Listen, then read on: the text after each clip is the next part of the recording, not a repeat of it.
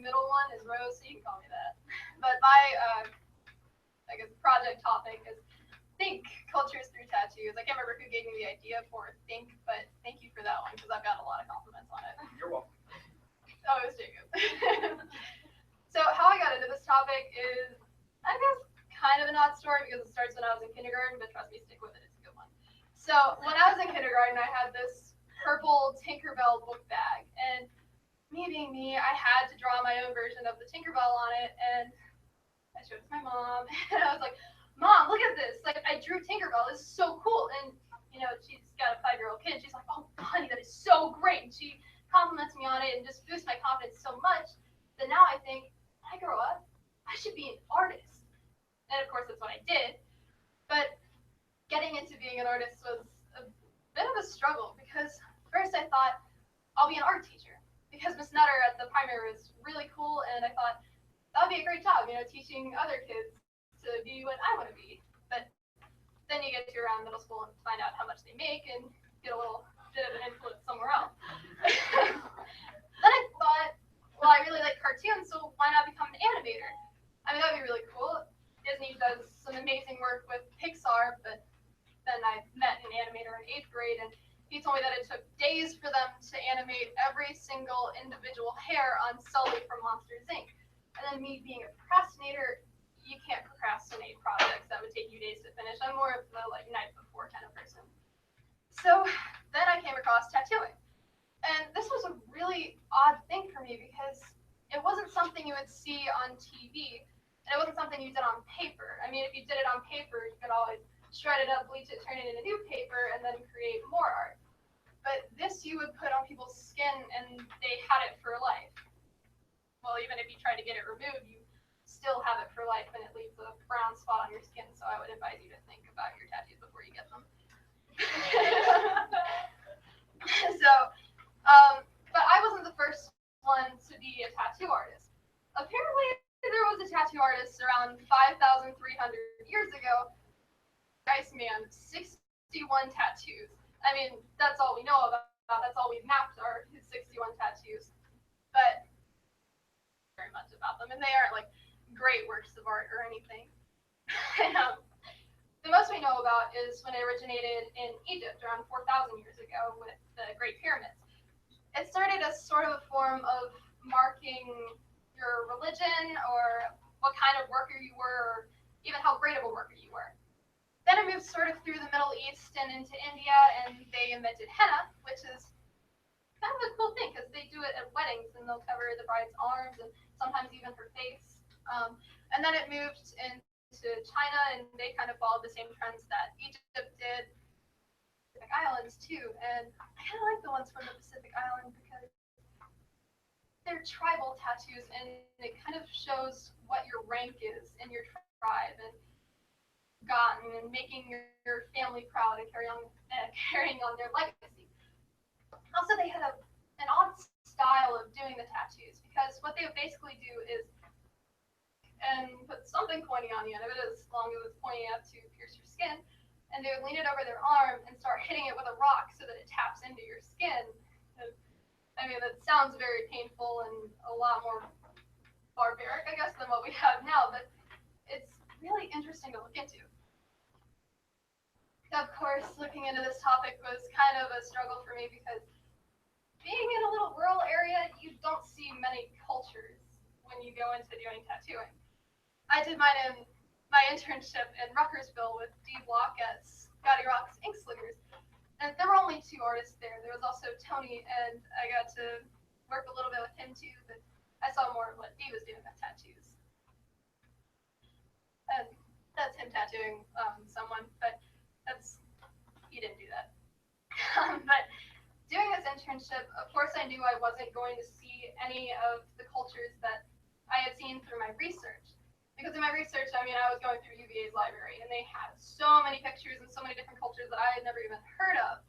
But when I got into my internship, I was kind of surprised because I found this culture that I didn't really knew existed. It wasn't something that's mapped geographically. It's something that anyone can share.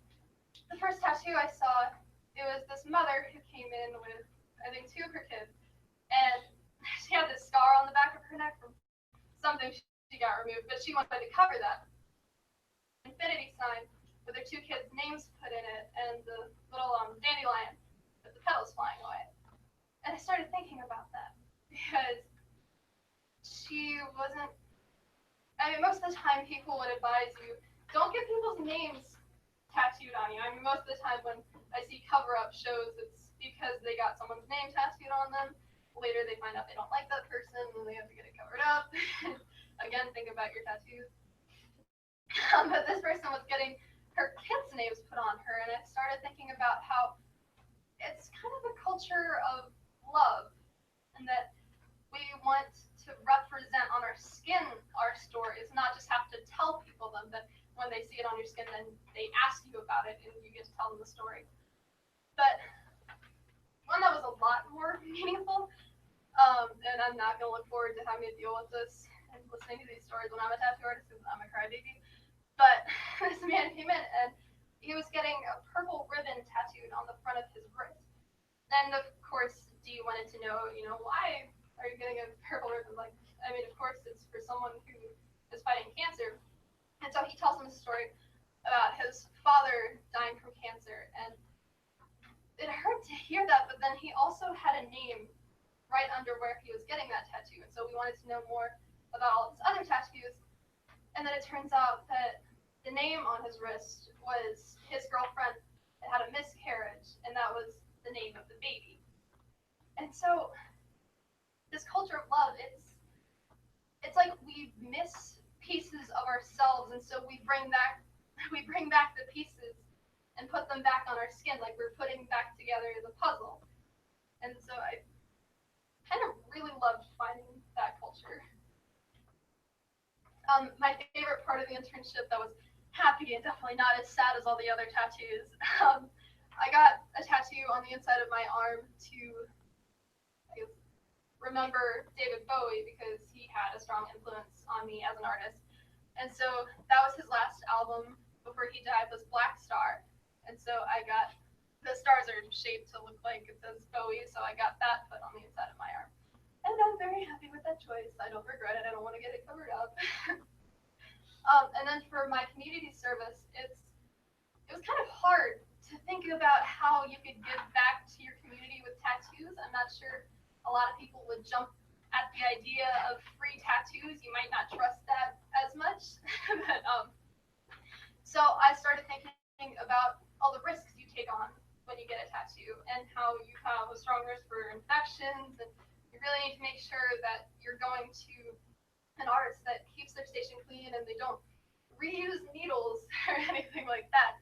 So what I'm planning on doing is, not this weekend, but next weekend on the 29th, we have our arts festival.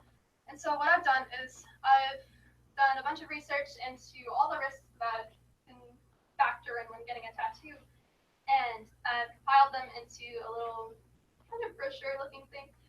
And I'm going to have a stand at the art show where I'll pass out those pamphlets, and hopefully the legacy that I leave is that the members of my community that end up getting those pamphlets actually read through them, and when they go to get a tattoo, they're safe and they're going to a reputable shop and they have a lesser risk of really damaging their health. So, I mean, these pictures are just from years past when I've been at the arts festival. I'm gonna really miss doing the talk this year, but I think it's a worthy cause.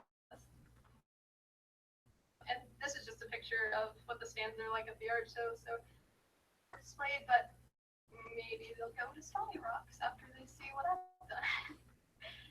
After this year, I'm starting at Piedmont, and thanks to Governor School, I have a little extra boost going in there, and I'll be starting as a sophomore because of all the options for free credits they give us, and I'm going in with over 30 credits. I'm really excited about that. So right after I get my associates from Piedmont, I'll be going to VCU, and I'll be majoring in art.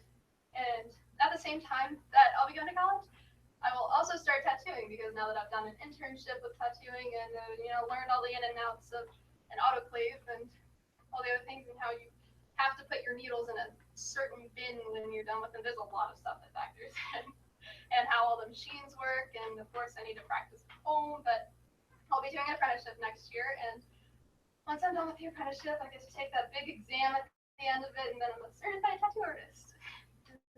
Hopefully that's what I'll be doing for the rest of my life, and I won't get like artist or something. But otherwise, to future governor school students, of course I didn't actually struggle with procrastination. I was surprised by that. I'm very proud of myself for that. But the big thing I found with mine was don't limit yourself. Of course, it was probably a little bit of a bad idea going into Ruckersville looking for cultures and tattoos, but I was still really happy with the fact that I did that because I found an entirely different culture. I mean, we have access to the UVA library, so I was still able to see cultures through my research. That internship, now I've got the rest of my life set up for me. I've done an internship, and they told me, hey, you can totally do an apprenticeship with us too. So I've got all these opportunities in front of me, and I have to start the rest of my life. And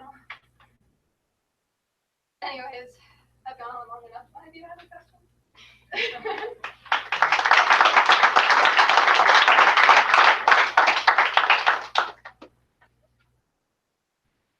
Talk about. Oh, go ahead. Ladies first. Thanks. Rose, you mentioned the apprenticeship and the training and the test. Could you tell us a little bit more about what it takes to be an artist?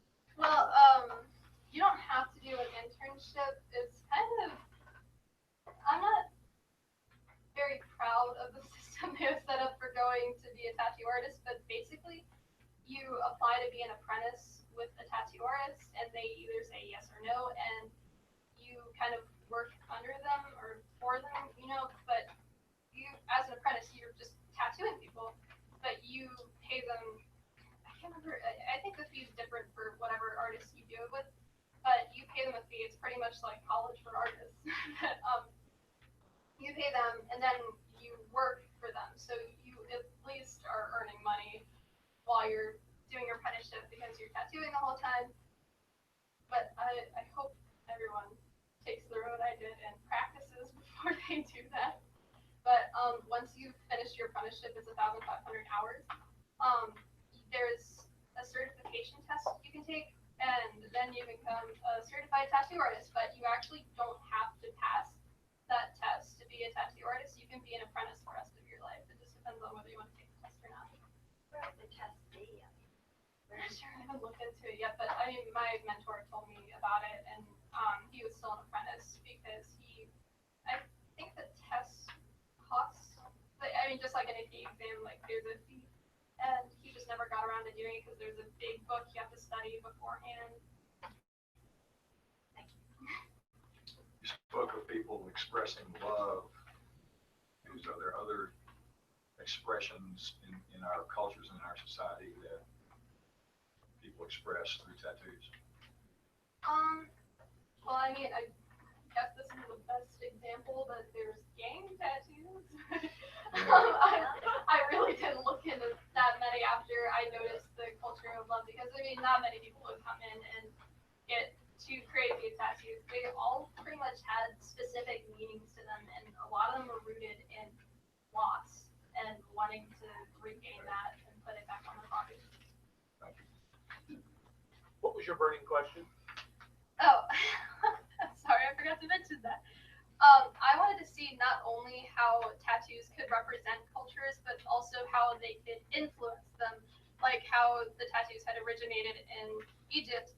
When it moved into the Middle East and India, henna came to be. So tattoos took their own twist once they got to India, and then once they got to the Pacific Islands, they had a totally different method of doing the tattoos.